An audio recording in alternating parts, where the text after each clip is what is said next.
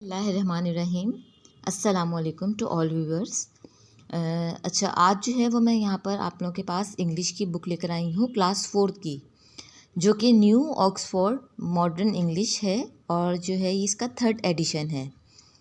चूँकि बच्चों के फ़ाइनल एग्ज़ाम्स होने वाले हैं तो मैंने सोचा कि प्रीवियस चैप्टर्स पढ़ाने का तो कोई फ़ायदा नहीं है, इसलिए जो लास्ट चैप्टर्स हैं उस पे जो है वो थोड़ा सा फोकस किया जाए।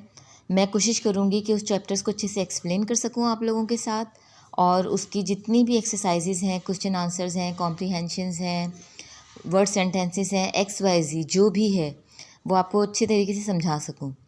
अच्छा, इस हवाले से अगर आपको कोई भी क्यूरी हो, कोई भी मसला हो तो आप लोग प्लीज़ मुझसे पूछ सकते हैं, मैं आपको जो है वो उसका आंसर दे दूँगी। So today the chapter which I have decided to read out is about the 1000 rupee note. तो चलिए आइए इसको पढ़ते हैं, इसको देखते हैं कि इसमें क्या है। चलें जी, ये देखिए मैंने ये आपको आपकी बुक में पेज नंबर 119 में आपको ये चैप्टर मिलेगा। यूनिट 12 है ये, और इसका नाम है द 1000 रुपी नोट, मतलब 1000 रुपये का नोट। अच्छा, ये चैप्टर तो सबने पढ़ा होगा मेरे ख़्याल से, जो है वो इसकी फुल रीडिंग करने के बजाय, क्योंकि ये काफ़ी लेंथी चैप्टर है, तकरीबन 3 पेजेस हैं इसके। अगर हम इसको रीड करने लगेंगे तो काफ़ी टाइम हमारा वेस्ट हो जाएगा। तो मैं सोच रही थी कि मैं आपको इसको शॉर्टली इसको ब्रीफ कर दूं कि इस चैप्टर के अंदर है क्या। इस चैप्टर में जो है वो 1000 रुपये के नोट की बात है, और ये जो पूरी कॉन्वर्सेशन है एक हस्बैंड और वाइफ के दरमियान में है, जो इनकी वाइफ होती है उनको बहुत शौक़ होता है हैदराबाद से शॉपिंग करने का, और जो है वो इनके हस्बैंड इनको 1000 रुपये का नोट देते हैं और इनसे कहते हैं कि मैं तो जा रहा हूँ ऑफ़िस, और आप जो है वो जाकर अपने लिए शॉपिंग कर लीजिएगा, और 1000 रुपये वो बेड की साइड की टेबल पर रख कर चले जाते हैं।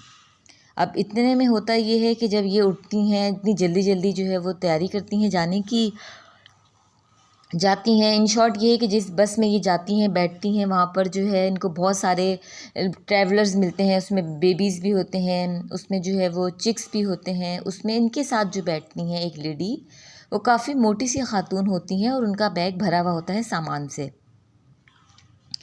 तो वो अपने सामान को जो है वो सही कर रही होती हैं, रख रही होती हैं, but this lady is very doubtly about her. इस लेडी को पता नहीं कि उस पर डाउट हो जाता है। अच्छा, अचानक ही सामान उतारते उतारते जो है वो ये लेडी देखती हैं कि इन्होंने अपना पर्स खोला है, जो एक मोटी सी खातून है, और उनके पर्स में 1000 रुपये का नोट भी है। अच्छा जी, सब पैसेंजर, इनका ट्रैवल वैसे ही चल रहा होता है, पैसेंजर्स जो हैं वो अपनी जगह पर उतर रहे होते हैं। इतने में जो है ये जो लेडी होती हैं इनकी आँख लग जाती है, ये सो जाती हैं। एकदम जब ये उठती हैं इनको ख्याल आता है, ये अपना बैग चेक करती हैं तो ये देखती हैं कि इनके बैग में 1000 रुपये का नोट जो इनके हस्बैंड ने इनको दिया था वो नहीं होता। अब इनका पूरा जो डाउट होता है वो उसी लेडी पे जाता है जो इनके बराबर में बैठी हुई हैं। ये क्या करती हैं कि अपनी जो बराबर वाली लेडी होती है उनके बैग को खोल के उनके बैग में से जो 1000 रुपये का नोट होता है वो निकाल लेती हैं। सब चले जाते हैं, सवारियां उतर जाती हैं, सारे दिन की शॉपिंग वगैरह करके वापस आकर जो है वो दोबारा जिसमें बैठती हैं ट्रैवलिंग सीट पे, तो जो है उसमें उनको तमाम वही पैसेंजर्स नहीं मिलते, तकरीबन डिफरेंट होते हैं, बट वो जो ओल्ड लेडी थी वो उनको वहीं मिलती हैं, और वो उनको काफ़ी अपसेट और काफ़ी परेशान नज़र आती हैं कि ये क्यों इतनी अपसेट हैं, क्यों परेशान है। बहरहाल शी अवॉइड, वो कहती हैं मुझे इससे क्या। खैर वो अपने घर जाती हैं, अपने घर जाके अपने हस्बैंड को बताती हैं कि आज मैंने शॉपिंग वगैरह की, तो उनके हस्बैंड बहुत शॉक्ड होते हैं। तो वो कहती है कि आप शॉक्ड क्यों हो रहे हैं कि मैंने इतनी शॉपिंग की है। तो उनके हस्बैंड कहते हैं क्योंकि जो 1000 रुपये का नोट मैं साइड टेबल पे रख कर गया हुआ था वो तो उसी जगह पे रखा हुआ है। तो उस लेडी को अब समझ में आता है कि वो जो मोटी वाली जो खातून थी वो इसी वजह से परेशान थी। उस लेडी ने गलती से अपना 1000 रुपये का नोट समझकर उनके बैग से निकाल लिया था, जिसकी वजह से वो आंटी जो थी, वो जो लेडी थी, वो बहुत परेशान थी। अब ये औरत बहुत परेशान होती है और बहुत ही शर्मिंदा होती है अपने अंदर। तो मेरे ख़्याल से ठीक है, इतनी एक्सप्लेनेशन आप लोगों को समझ में आ गई होगी चैप्टर की। अगर बात की जाए इसकी एक्सरसाइज की, तो मैं अब इसकी एक्सरसाइज शुरू करवाने लगी हूँ, ठीक है। अच्छा जी, तो ये इसके अंदर जो पहला क्वेश्चन है कॉम्प्रीहेंशन में, आंसर द फॉलोइंग क्वेश्चंस। तो पहला क्वेश्चन है, why did the man shake his wife gently. कि जो आदमी था उसने अपनी बीवी को आराम से क्यों हिलाया था। तो इसका आंसर जो है वो ये है कि the man shook his wife gently to wake her up. ठीक है, उन्होंने उसको हिलाया था ताकि वो जल्दी से उठ जाए। ठीक है, ये आंसर नोट कर लिया आप लोगों ने। चलिए चलते हैं अपने दूसरे क्वेश्चन की तरफ। Second question is, did the lady get up immediately, कि क्या वो लेडी जो थी वो जल्दी से उठ गई थी। तो इसका आंसर है no. The third question is, what kind of containers were being carried on the bus, कि बस में जो थे वो किस किस्म के चीज़ें रखी गई थी। तो इसका आंसर है ducks, chickens and bags, sacks. Okay, now the number question number D is, where did the lady sit. Answer is, the lady sat at the edge of a seat next the heavy women. Question number E है, why did the bus stop suddenly. इसका answer है because the lady इसका answer है because the large box had fallen from the bus. Question number F है, why did the lady open the woman's bag. Answer is because she thought that the woman had taken her 1000 rupee note. अच्छा, question number G है, who help the lady. Answer is, a young boy help the lady with her bags and parcels. Question number H है, why did the woman look so upset? Because woman's money was disappeared.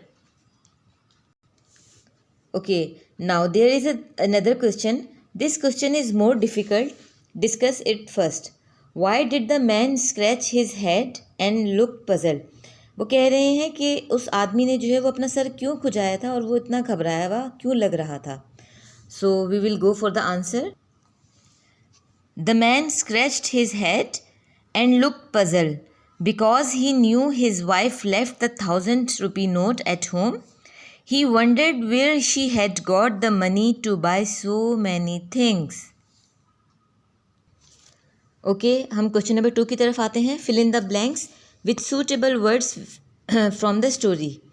A है, I shall have to dash और I will dash the bus. तो इसका answer क्या होगा, I shall have to hurry, मुझे जल्दी जाना होगा, या I will miss the bus, वरना मैं बस को जो है वो मिस कर दूंगा। B है, he shook her gently to woke her up. उसने, उसके हस्बैंड ने जो है उसको हिलाया आराम से ताकि वो जाग जाए। सी है, because she was in a Hari she dash her bag and left, she grabbed her bag, वो घबराहट में अपना जो बैग था वो वहीं भूल गई थी। डी है, to her shock and dash the purse was empty, to her shock and dismay the purse was empty, जिसकी वजह से उसका पर्स खाली था।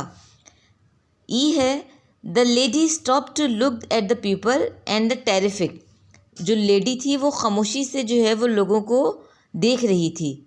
एफ है, dash the lady was early and found a seat luckily, मतलब किस्मत से जो है वो उस लेडी ने जल्दी से अपनी सीट को फाउंड कर लिया था।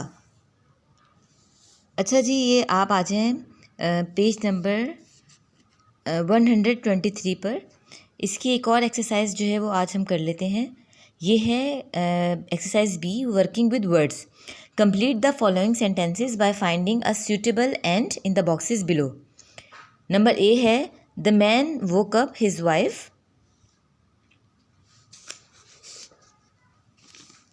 with a cup of tea.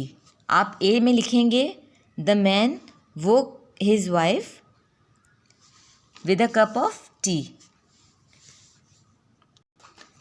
Number B है, when she reached the bus stop she was huffing and puffing. इसके फ्रंट में आप क्या लिखेंगे, she was huffing and puffing.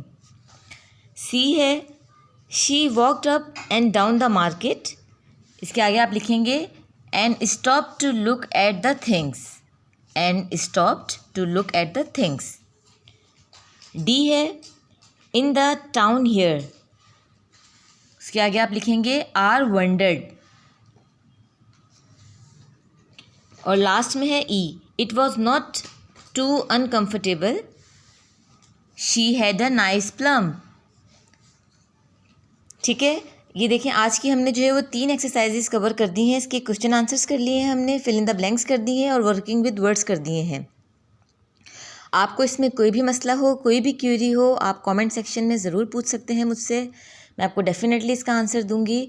बाकी की इसकी एक्सरसाइज जो है वो हम इंशाल्लाह ताला कल करेंगे। अपना बहुत ख्याल रखिएगा, अल्लाह पाक आपको अपनी हिफ्ज़ व अमान में रखे, सेहत और तंदुरुस्ती वाली ज़िंदगी अता करे। आमीन सुम्मा आमीन। अल्लाह हाफ़िज़।